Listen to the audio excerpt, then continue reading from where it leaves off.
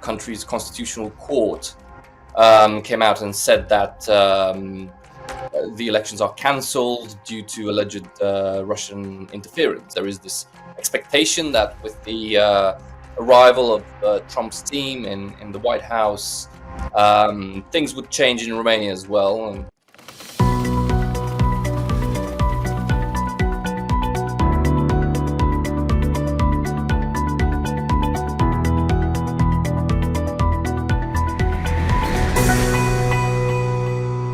hi there, my name's Justin Stairs. This is the Brussels Signal Studio, and we're here today to talk about Romania and the controversial cancellation of the first round of the Romanian presidential elections. I'm online with Gabriel Elefteriu, who is Deputy Director at the London-based Council on Geostrategy. He's also a Brussels Signal columnist, and importantly, he is Romanian. I say importantly because he can read the original documents. We're here to talk about the alleged justification for the cancellation of the first round of elections, because a controversial figure, I think that's fair to say, won the first round, and his name is Mr Jesu, and he is controversial because he is pro-Russia and anti-NATO, or has made some anti-NATO comments, and he came first out of nowhere. Then it was alleged that Russia was behind some kind of campaign to get him elected, and the elections were cancelled. Now, Gabriel is obviously an analyst, and he has gone through, unlike most people, he's actually gone through the declassified documents looking for evidence of some kind of collusion by Russia in this presidential election campaign. And we're going to talk to him about the justification that the Romanian state has put forward. But before we do, Gabriel, thanks for joining us again. Could you please just update us with the latest, in such as, are we going to have presidential elections? I know that some dates have been bandied around. What's the latest, please? Hi, Justin, and good to be with you again on the Brussels Signal videos. So the succession of events was that in November we had the first round of elections, 24 November. Second round was due to happen on the 8th of December. On the 6th of December, so just 48 hours before the second round, the country's constitutional court came out and said that the elections are cancelled due to alleged Russian interference. And this decision was based on declassified intelligence documents. So an intelligence dossier, we'll get into that in a moment, because the West has seen quite a few major political moments. We can think about the Iraq War, the Russia hoax in the United States with Trump's first election, which were based also or revolved around alleged intelligence files, dossiers that were proven to be completely false, or certainly at least misleading. So the elections were cancelled, and the reaction from the Georgescu camp, from him, he doesn't seem to have much of a team. He's mostly a sort of solo effort. But he gives these interviews and these sends these video messages to his people through the internet. It's a very interesting sort of way of communicating, and I mean, exclusively, you don't see him too much in public. But his first reaction was to tell his supporters not to go out and protest, and to allow the course of justice, to allow justice to take its course, rather.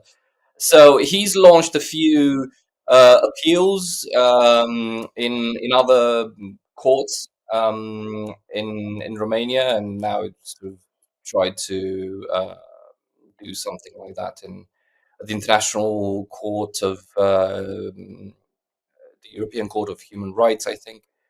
In Strasbourg, so he right? Yes, I think so. And he was waiting to see if the Constitutional Court decision could be overturned by another Romanian court. That wasn't the case. In the Romanian system, the Constitutional Court's decisions are very hard, and in fact, I think they might be impossible to overturn. So the decision stood. So the next phase has been after that for protests to be called, and which happened last weekend. There was a huge, I mean, this past weekend there was a huge protest in Romania. Figures vary. Some people say it was up to 100,000 people. Others obviously claim less than that, but certainly, you can look at the images. The internet is full of them. Very, very significant protests, and certainly the biggest single protest called by a single political party. I mean, there've been protests before, but they were, of a different nature when, multiple parties would come together or things like that. But in this case, it was just the our party, the Alliance for the Union of Romanians, and you've interviewed its leader, George Simeon, the other week. So his party was the only party, and is the only party who's supporting, the only major party who's supporting Mr. Georgescu. So there was very heavily involved in organizing these protests.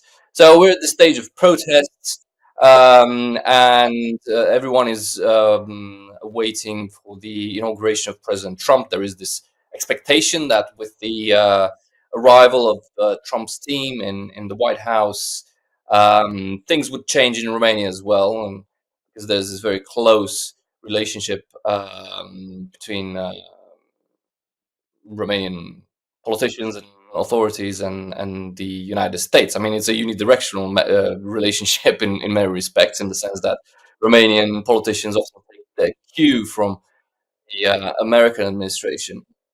Um, yeah, so this is the situation. And for now, the elections have the rerun of the entire electoral process has been set for March. So if nothing changes, from a legal standpoint, the default is that the election will be rerun completely, so including the first round, including the entire candidate selection and everything else, and candidate validation process. All of that will be rerun in March. Now, just I want So, to just get one or two things straight. Is it fair of me, as I just did, to call Mr. Georgescu anti-NATO and pro-Russia? Is that fair? well, he would say it's not fair, and he would say that he's never really made pro-Russia comments. His official position is that Romania's place is in NATO and the EU. He's a very Trump-like figure, so he's very Romania first. He's been described as an ultra nationalist, so very keen on pursuing Romania's national interest as he sees it. So, in that sense, he doesn't fall into the same kind of mold, or is not of the same mold as the classic transatlanticist type of politician who you know uh, does not challenge or inquire at all anything in relation to current NATO policy or anything. So he is, for example, quite critical of the support given to Ukraine. I mean, I think he stated publicly that Romania should stop um, certainly military support, arms transfers and so on to Ukraine. He's got this vision of Romania being a more neutral country. He's spoken publicly against an expansion, a mooted expansion of an American base in Romania, which is set to be the biggest in Europe. Really, I mean, it's supposed to uh, grow bigger than the Ramstein base in Germany. So in that sense, he's being perceived as not really towing the NATO line, but he's not in conflict necessarily with the idea of Romania remaining in NATO, and he's just questioning some of these decisions. And it's very similar to the to Viktor Orban's position, really. And with respect to Russia, he has made, just pretty standard, I mean, not standard, but, pretty, so let's say, vanilla comments about Putin, in the sense that, yes, Putin is a strong man or something like that. Um, I'm not sure if any of that can really be construed as fully pro-Russian attitude on the face of it. So, of course, behind this, there is a lot of his critics point to a long history and a long list of other comments, associations, inferences, from which one could see Mr. Georgescu as being, yeah, certainly less sort of anti-Russian than it is the fashion at the moment in Europe. Um, so that's a criticism that has caught on very well with a lot of people in Romania. Romania is overall a country that has pretty difficult and um, painful memories of interacting with Russia. So there is not much love lost between Romanians overall and the Russians. So Okay. Okay.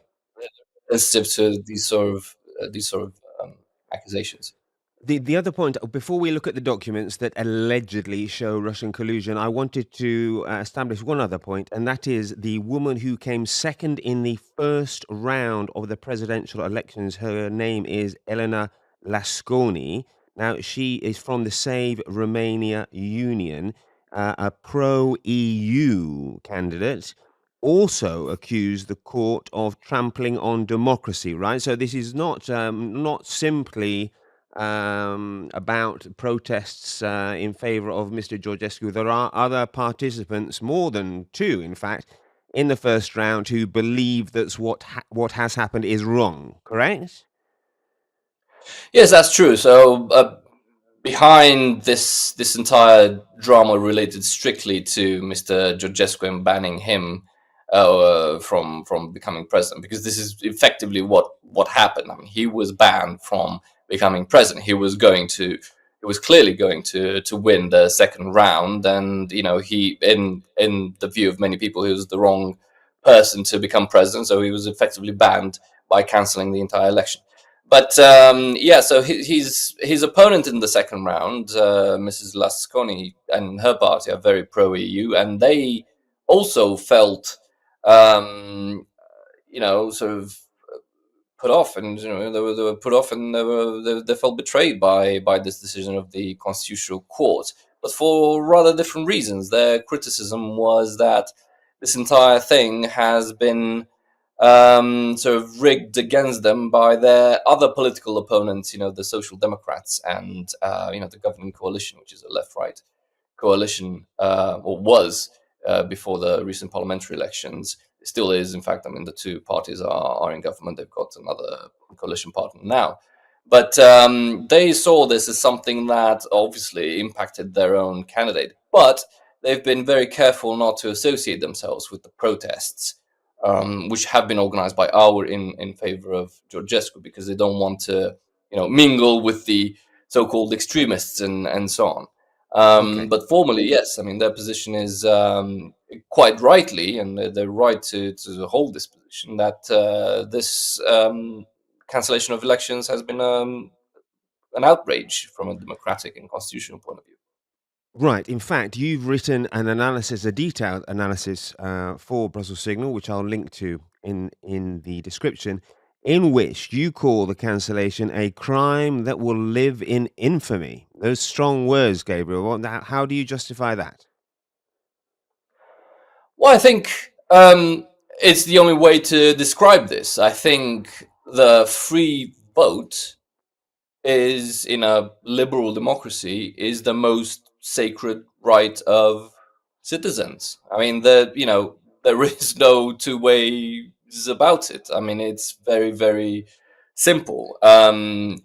If you start messing around with that, and you cancel elections and votes because you don't like the result, then you absolutely deny the very essence of democracy. And why would anyone ever vote for anything again? Why would I go and vote? I'm not saying I voted for Mr. Jesu, but why would I go and vote again in an election if I know that my vote could be cancelled the next day? There is we can go into some of the details of this, but yes, I think uh, in this day and age, we should be, and we see all the pressures that are being put on freedoms and democratic rights in this day and age, and we should be very careful about protecting whatever's left of them. And certainly, a free vote is the fundamental, basis for our freedoms. I mean, the idea that you can change your leaders at the ballot box. I mean, that's fundamental. That is freedom. I mean, apart from that, you've got nothing else. Everything is built on that trust that you can trust that electoral Okay, system. okay. Uh, Right then, and let's delve into the so-called evidence put together by various Romanian intelligence agencies. Now, obviously, there is your analysis of that evidence in which you've gone into great detail. Now, I have gone through it. Perhaps we could start by focusing on the TikTok elements of the evidence. Now, Mr. Georgescu had a lot of support on TikTok, though, according to your analysis and the reports themselves, no bots were used. There were, however, many TikTok accounts which did support him, let's say.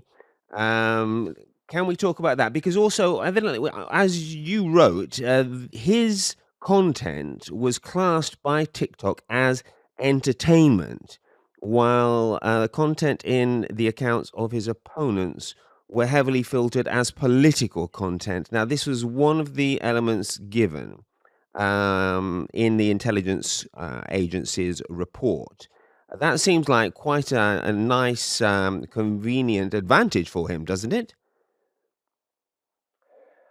it seems like that. So let's just clarify a few things first. So first of all, I should say, so this is an analysis conducted on the declassified documents, as you said. So the president declassified some intelligence briefings that were given to that were presented to the National Security Council, which he convened after the first round of elections to work out what happened.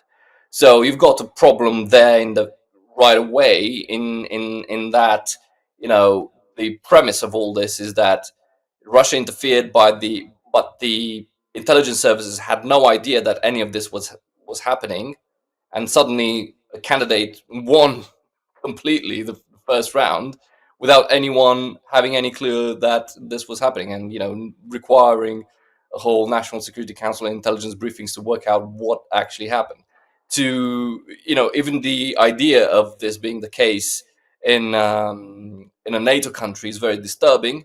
It says something very concerning about the level of security in a NATO country, and I think allies would have significant questions about that narrative. But of course, that narrative is really made up, and the fact that there is no actual evidence at present. I mean, there might something might come up. Who knows? But it's almost a month since then, so something would have come up if there was anything.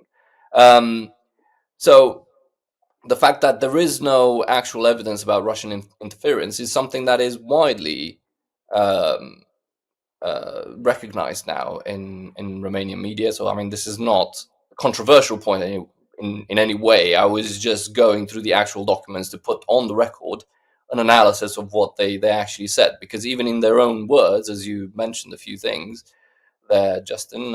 Even in their own words, their own analysis doesn't support the narrative they've been trying to put out. Now, on TikTok, there are two aspects to this. One is a question of principle, and another one is a practical question.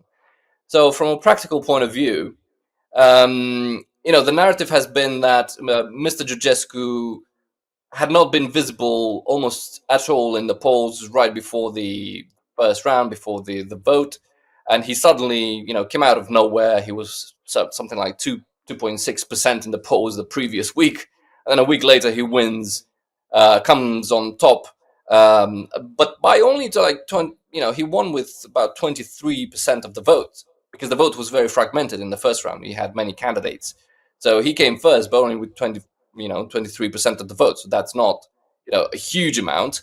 But the allegation was that all of this was due to his very effective TikTok campaign, not even broader social media campaign, but specifically TikTok. So the allegation was that he worked some sort of magic or some sort of, Russia assisted, special operation on TikTok to somehow, sort of psychologically determine Romanian voters to literally put their vote on his name in at the ballot box. So that is absurd.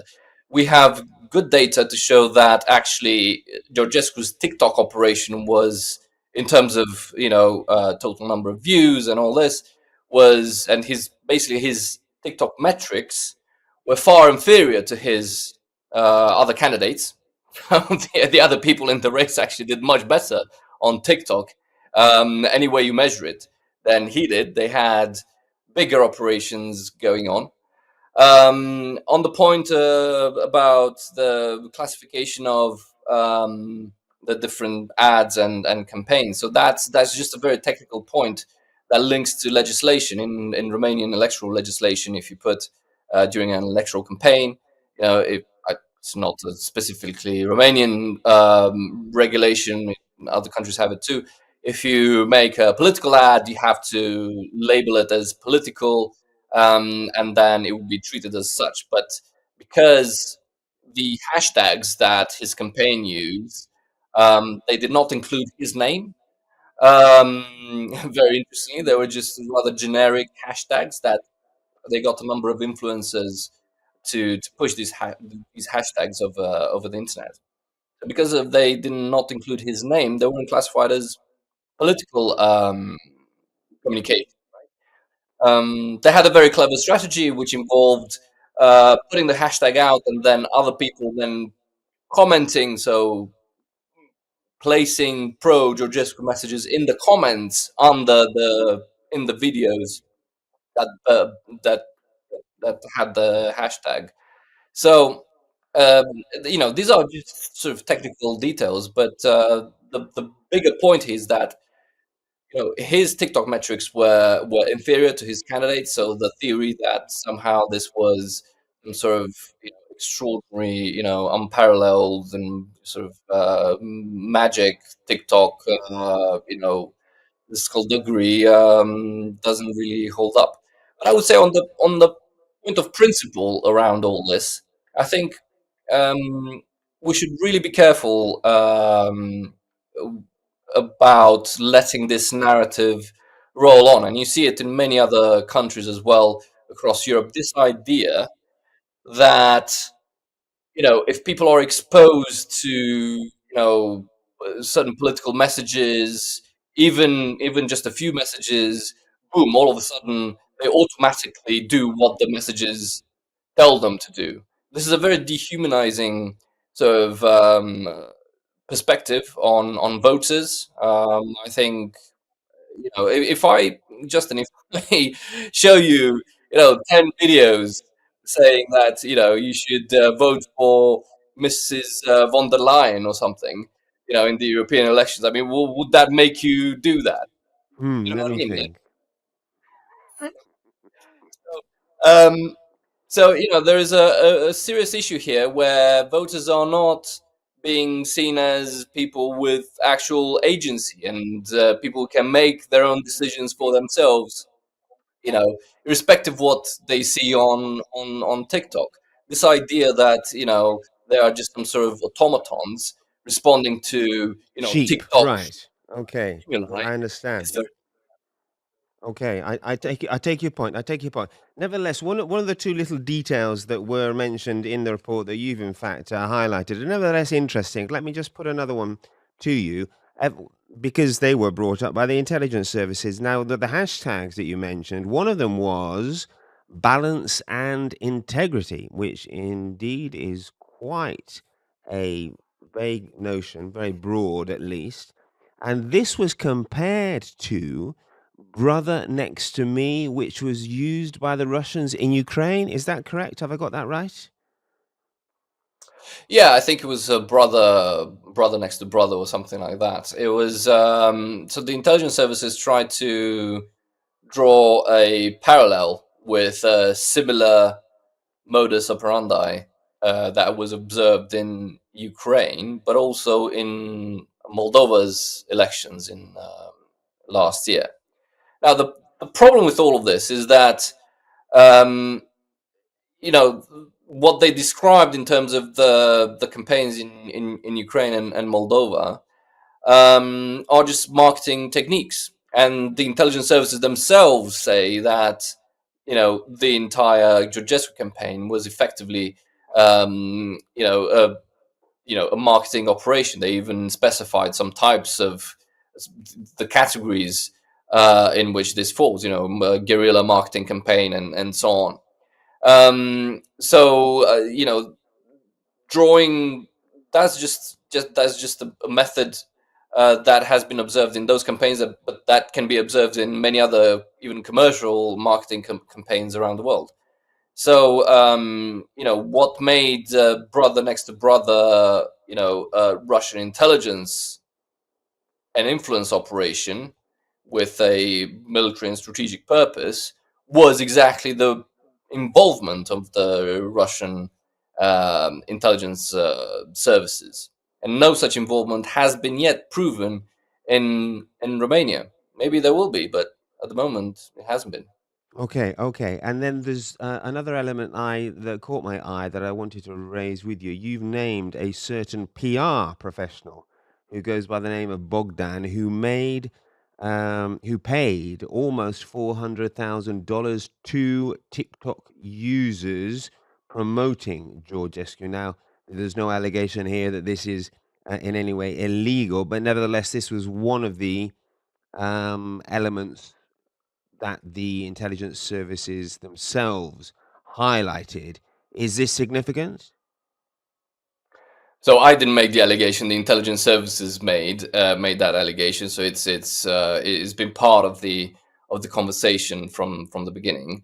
So this chap was the only guy who was actually specifically mentioned as being involved in masterminding this entire extraordinarily successful and magical TikTok campaign. He turns out to be a PR professional on TikTok. I mean, there are such people.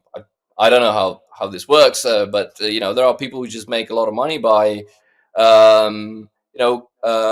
intermediating between clients who want to put, commercial or political, who want to put their message out on Twitter, intermediating between them and influencer accounts, so accounts with a large following, which who are paid to basically just disseminate that particular message. So this guy has been around for a long time. There's nothing sort of unusual from what I've seen about him. He was brought in for questioning after the election. He was released, as far as I know. No further action taken because there's at least at the moment doesn't seem to there doesn't seem to Okay, be any okay, actual foul play in what he's concerned. Yeah. okay. So in the analysis that you wrote for us, you called this collection of intelligence documents sloppy. poor quality and full of useless platitudes. Now, how did you come to that conclusion? By reading the documents and by having a certain amount of experience with these matters myself. Um, in my own profession as a defense analyst, I work with all sorts of documents, including, let's say, historical documents to do with intelligence assessments and so on. Let's say from the archives, maybe others as well, but that's a different story. But yeah, I know what a good intelligence analysis document should look like. In the course of my article, for anyone who's actually interested in reading it, I give plenty of examples of sloppy analysis, uh, sloppy language. So that's another problem with these documents. They're often very vague. They don't indicate not even the type of sources they've been using for certain claims. The reasoning is very thin or non-existent in many places. So, from purely a methodological point of view, they break any number of standards and rules in the production of intelligence documents, in my view. So, in your view, I mean, from the information that has been made public, and I understand this is only these documents have only been partially declassified, but from the what do we conclude from this? I mean, are you suggesting? It seems to me that you're suggesting that basically this guy shot up from nowhere, wasn't even on the radar. Suddenly, he comes first in the presidential elections, and he said controversial things about NATO and Russia and Putin in the past, maybe. And they don't like him. They get frightened, and they basically cancel the elections, after which the intelligence services are asked to come up with some kind of dodgy dossier justifying some kind of collusion by a state actor. I don't think even the word Russia is mentioned in this document, is it? Am I right? Did they mention Russia at all, or No, no, no, did they? no, no. Again, I mean, there is a lot more to the whole story, and in terms of claims and what people have said, and the chronology of it.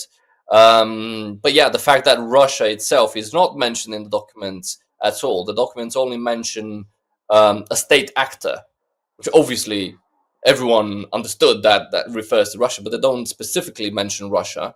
There was no mention of Russia until actually Anthony Blinken, the U.S. That's Secretary of State, made in in the period when the decision was impending. So right before the Constitutional Court made his decision to cancel the election, so Anthony Blinken made an offhand remark in some interview somewhere on his travels, referring to specifically Russian interference in in the Romanian election, which was then obviously noted in Romanian media, and everyone was saying, "Well, the Americans are also saying it's the Russians, so therefore it must be the Russians." Um, but his comment was also completely offhand, just one passing mention.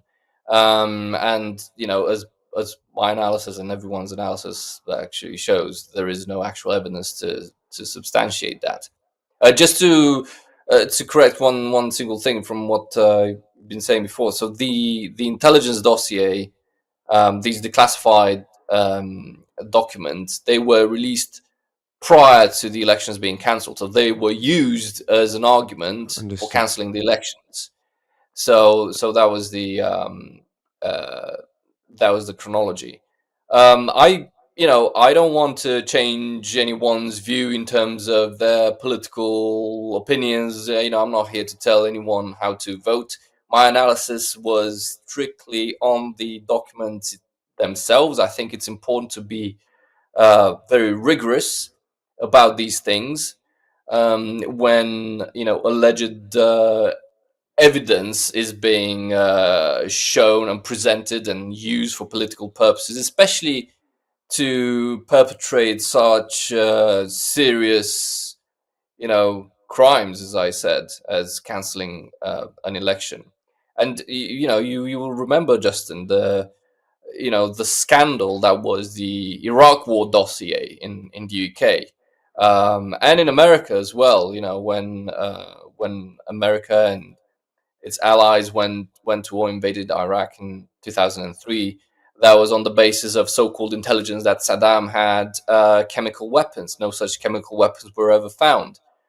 Colin Powell was at the UN, in the UN Security Council, waving little, flasks,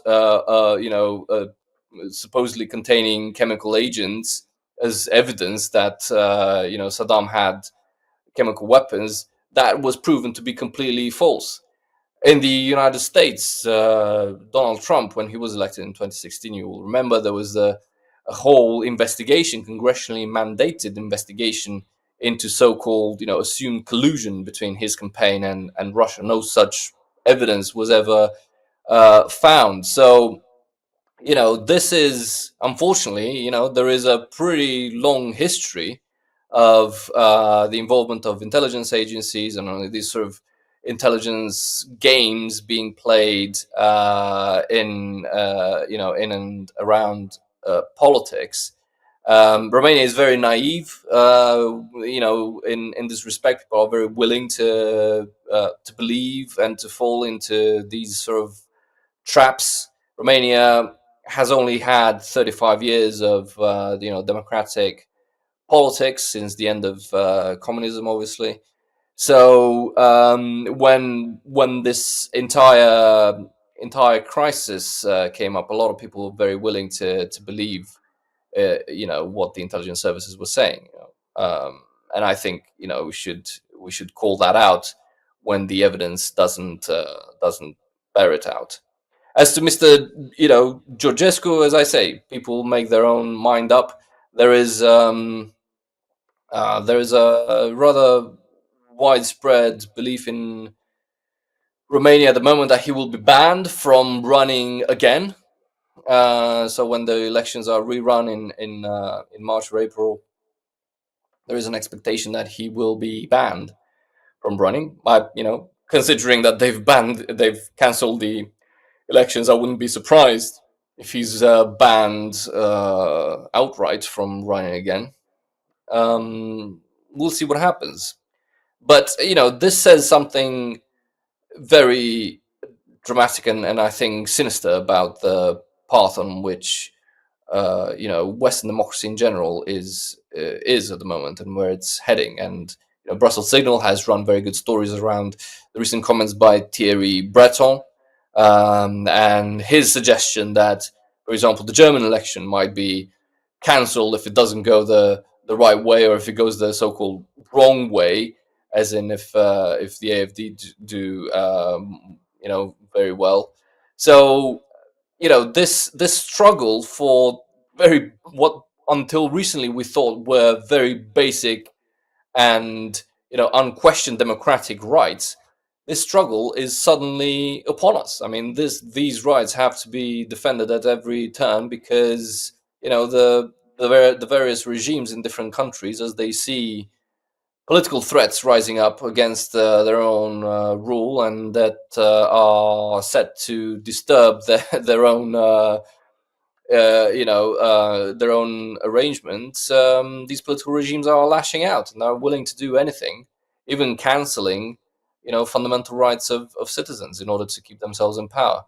So Romania is the canary in the coal mine, for a lot of things that unfortunately I think are yet to come in other countries as well. That's great. Let's leave it there. Gabriel, thanks once again for giving us some of your time. My pleasure, Justin.